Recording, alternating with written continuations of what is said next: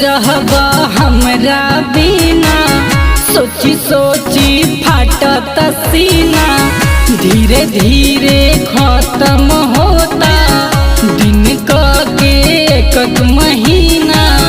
शादी हो गइल बाठी पर साल मंगिया भराई। तोहरा बिना हमके जियल न जाई, ससुरा में याद बड़ा आई। ससुरा में छुट्टी रोआई।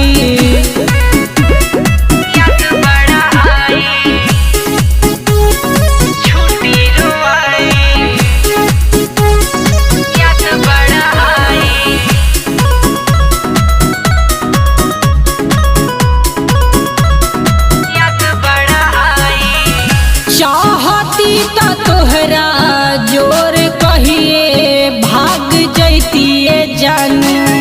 दुनिया कहे कुछु बाकी तनिको ना डरैतिए जानू।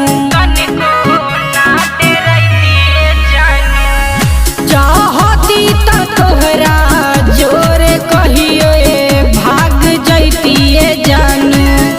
दुनिया कहे कुछु बाकी तनिको ना डरैतिए जानू। मन के मनावे परी पियवा जब डोली ले आई। तोहरा बिना हमके जियल न जाई, ससुरा